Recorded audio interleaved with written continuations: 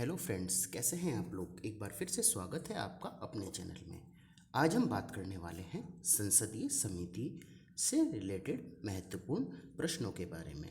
तो चलिए प्रारंभ करते हैं। क्वेश्चन नंबर 1 है, निम्नलिखित में से वह समिति कौन सी है जिसमें राज्यसभा का कोई सदस्य नहीं होता। तो कौन सी समिति है जिसमें राज्यसभा का कोई सदस्य नहीं होता। इसका सही आंसर हो जाएगा आपका ऑप्शन नंबर ए, प्राक्कलन समिति। तो वह प्राक्कलन समिति है जिसमें राज्यसभा का कोई सदस्य नहीं होता। नेक्स्ट क्वेश्चन की ओर बढ़ते हैं। क्वेश्चन नंबर 2 है, निम्नलिखित में से संसद की वह स्थायी समिति कौन सी है जिसमें राज्यसभा के सदस्य शामिल नहीं होते हैं। तो अभी हमने पढ़ा है, तो इसका सही आंसर हो जाएगा आपका ऑप्शन नंबर बी, प्राक्कलन समिति। तो प्राक्कलन समिति एक ऐसी समिति है जिसमें राज्यसभा के सदस्य शामिल नहीं होते हैं। नेक्स्ट क्वेश्चन की ओर बढ़ते हैं। क्वेश्चन नंबर 3 है, संसद की कौन सी समिति नियंत्रण एवं महालेखा परीक्षक की रिपोर्ट की समीक्षा करती है। तो कौन सी समिति है, इसका सही आंसर हो जाएगा आपका ऑप्शन नंबर सी, लोक लेखा समिति। तो जो लोक लेखा समिति है वो संसद की नियंत्रण एवं महालेखा परीक्षण की रिपोर्ट की समीक्षा करती है। नेक्स्ट क्वेश्चन की ओर बढ़ते हैं। क्वेश्चन नंबर 3 है, निम्नलिखित में से कौन विषयगत समिति है। तो कौन विषयगत समिति है, इसका सही आंसर हो जाएगा आपका ऑप्शन नंबर डी, उपरोक्त सभी। कृषि समिति, पर्यावरण एवं वन समिति, विज्ञान एवं प्रौद्योगिकी समिति जो है आपकी विषयगत समिति है। नेक्स्ट क्वेश्चन की ओर बढ़ते हैं। क्वेश्चन नंबर 5 है, लोकसभा अध्यक्ष किस समिति का पदेन अध्यक्ष होता है। तो किस समिति का पदेन अध्यक्ष होता है लोकसभा अध्यक्ष। तो इसका सही आंसर हो जाएगा आपका ऑप्शन नंबर ए, नियम समिति। जो लोकसभा अध्यक्ष होता है वो नियम समिति का पदेन अध्यक्ष होता है।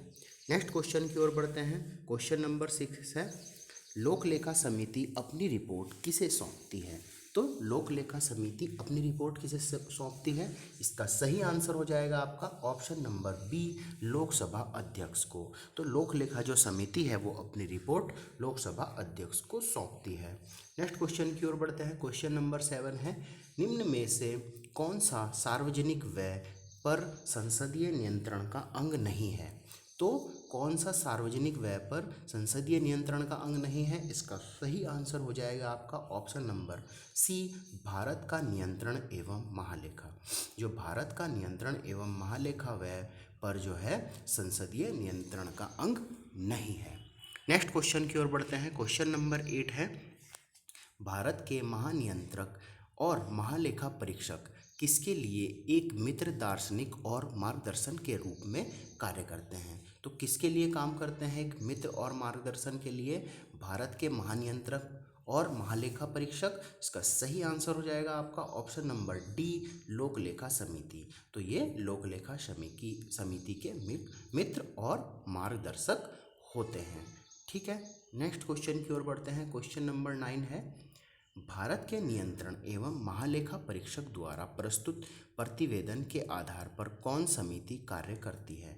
तो कौन समिति कार्य करती है भारत के नियंत्रण एवं महालेखा परीक्षक के द्वारा प्रस्तुत प्रतिवेदन के आधार पर। इसका सही आंसर हो जाएगा आपका ऑप्शन नंबर ए, लोक लेखा समिति। जो लोक लेखा समिति है भारत के नियंत्रण एवं महालेखा परीक्षक द्वारा प्रस्तुत प्रतिवेदन के आधार पर कार्य करती है।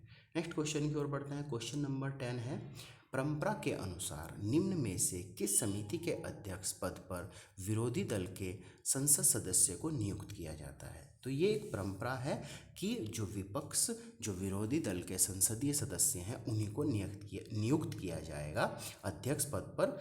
तो वो कौन सी समिति है, इसका सही आंसर हो जाएगा आपका ऑप्शन नंबर बी, लोक लेखा समिति। जो लोक लेखा समिति के जो अध्यक्ष पद होंगे वो विरोधी दल के संसदीय सदस्य होंगे।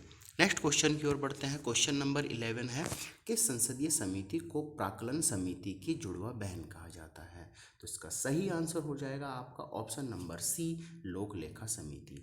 तो जो लोक लेखा समिति है वो प्राक्कलन समिति की जुड़वा बहन उसे कहा जाता है। ठीक है, नेक्स्ट क्वेश्चन की ओर बढ़ते हैं। क्वेश्चन नंबर 12 है, निम्नलिखित में से वह प्राधिकार कौन सा है जो भारत की समेकित निधि से राज्यों के राजस्व सहायता अनुदान पर लागू होने वाले सिद्धांतों की सिफारिश करता है? तो कौन है? इसका सही आंसर हो जाएगा आपका ऑप्शन नंबर डी, लोक लेखा समिति। जो लोक लेखा समिति है वो भारत की समेकित निधि से राज्यों के राजस्व सहायता अनुदान पर लागू होने वाले सिद्धांतों की सिफारिश करता है। नेक्स्ट क्वेश्चन की ओर बढ़ते हैं। क्वेश्चन नंबर 13 है, निम्नलिखित में से कौन सदर्थ समिति है? तो सदर्थ समिति कौन सी है? इसका सही आंसर हो जाएगा आपका ऑप्शन नंबर ए, परवर समिति। जो परवर समिति है वो एक सदर्थ समिति है। नेक्स्ट क्वेश्चन की ओर बढ़ते हैं। क्वेश्चन नंबर 14 है, किस समिति को स्थायी मितव्ययिता समिति भी कहा जाता है? तो स्थायी मितव्ययिता समिति किसे कहा जाता है? इसका सही आंसर हो जाएगा आपका ऑप्शन नंबर बी, प्राक्कलन समिति। तो प्राक्कलन समिति को स्थायी मितव्ययिता समिति कहा जाता है। नेक्स्ट क्वेश्चन की ओर बढ़ते हैं। क्वेश्चन नंबर 15 है, प्राक्कलन समिति में कितने सदस्य होते हैं? तो इसका सही आंसर हो जाएगा आपका ऑप्शन नंबर सी, 30। तो प्राक्कलन समिति में 30 सदस्य होते हैं। नेक्स्ट क्वेश्चन की ओर बढ़ते हैं। क्वेश्चन नंबर 16 है, 30 सदस्यीय प्राक्कलन समिति संसद के किस सदन की समिति है? तो जो प्राक्कलन समिति है वो संसद के किस सदन की समिति है? तो इसका सही आंसर हो जाएगा आपका ऑप्शन नंबर डी, लोकसभा। तो लोकसभा की समिति है 30 सदस्यीय प्राक्कलन समिति। नेक्स्ट क्वेश्चन की ओर बढ़ते हैं। क्वेश्चन नंबर 17 है, भारत में संसदीय समिति प्रणाली की शुरुआत निम्नलिखित में से किसकी सिफारिश पर की गई? जो संसदीय समिति प्रणाली की शुरुआत है किसकी सिफारिश पर की गई? इसका सही आंसर हो जाएगा आपका ऑप्शन नंबर ए, संसद की नियम समिति। तो संसद की नियम समिति के आधार पर ये संसद की नियम समिति के आधार पर क्या किया गया? संसदीय नियमित प्रणाली की शुरुआत की गई। नेक्स्ट क्वेश्चन की ओर बढ़ते हैं। क्वेश्चन नंबर 18 है, निम्न में से कौन समिति विभिन्न विषयों पर चर्चा के लिए समय का निर्धारण करती है? तो समिति विभिन्न विषयों पर चर्चा के लिए समय का जो निर्धारण करती है वो कौन सी समिति है? इसका सही आंसर हो जाएगा आपका ऑप्शन नंबर बी, कार्य सलाहकार समिति। जो कार्य सलाहकार समिति है वो विभिन्न विषयों पर चर्चा के लिए समय का निर्धारण करती है। नेक्स्ट क्वेश्चन की ओर बढ़ते हैं। क्वेश्चन नंबर 19 है, लोक लेखा समिति अपनी रिपोर्ट प्रस्तुत करती है। तो लोक लेखा समिति अपनी रिपोर्ट किसे प्रस्तुत करती है? इसका सही आंसर हो जाएगा आपका ऑप्शन नंबर सी, लोकसभा के अध्यक्ष को। हमने पहले भी पढ़ा है कि जो लोक लेखा समिति है वो अपनी रिपोर्ट लोकसभा के अध्यक्ष को प्रस्तुत करती है। नेक्स्ट क्वेश्चन की ओर बढ़ते हैं। लास्ट क्वेश्चन है ये, प्राक्कलन समिति के सदस्य कौन होते हैं? प्राक्कलन समिति के सदस्य, इसका सही आंसर हो जाएगा आपका ऑप्शन नंबर डी, लोकसभा के सदस्यों में से ही चुने जाते हैं, उसमें राज्यसभा के सदस्य नहीं होते हैं। तो ये परीक्षा के पॉइंट ऑफ व्यू से महत्वपूर्ण क्वेश्चन थे संसदीय समितियों से। आशा करता हूँ आपको ये वीडियो पसंद आया होगा। वीडियो पसंद आया तो वीडियो को लाइक करें, चैनल को सब्सक्राइब करें और अपने दोस्तों के साथ में शेयर करें। धन्यवाद।